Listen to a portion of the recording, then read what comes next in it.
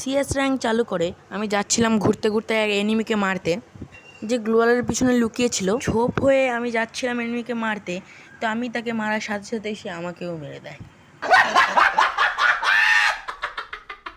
Second match শুরু হতেই আমি যাচ্ছিলাম উপরের দিকে হাঁটতে হাঁটতে, কিছুটা দূর যেতেই একটা এনিমি আমাকে ড্যামেজ দিয়ে দেয়।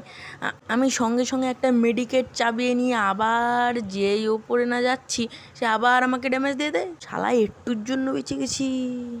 বাল বাল बच गया रे देवा। একটা মেডিকেট চিবিয়ে নিয়ে আমি সেখান থেকে আবার উঠে যাচ্ছিলাম ড্রপ লুটতে ফ্রির মাল হিসাবে। লুটপাট করে নিয়ে একটা ঘাপটি মেরে বসে থাকে এনিমিকে শুইয়ে দিতে এসে সামনে একটা সস্তার দেওয়াল তৈরি করে নেয়। कैसे कैसे लोग रहते हैं यार यहाँ पर। সস্তার দেওয়ালটাকে ফাটিয়ে আমি একটা এনিমিকে হামাগুড়ি দেওয়া অবস্থায় ছেড়ে দিই। मजा आया।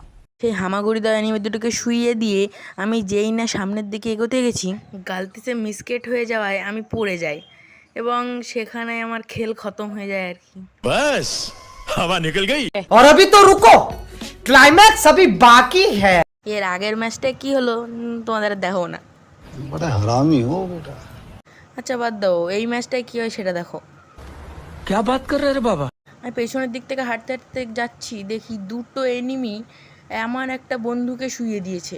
আমি তার মধ্যে একটাকে শুইয়ে দিতে আমার একটা বন্ধু আর একটাকে শুইয়ে দেয়, কিন্তু দুর্ভাগ্যবশত পেছন থেকে একটা এনিমি আমাকে প্যান্ট ফাটিয়ে শুইয়ে দেয়। কিন্তু আমার সৌভাগ্যবশত একটা নুবরা প্লেয়ার একটা প্রো প্লেয়ারকে মেরে ম্যাচটা বুইয়া করে দেয় আমার।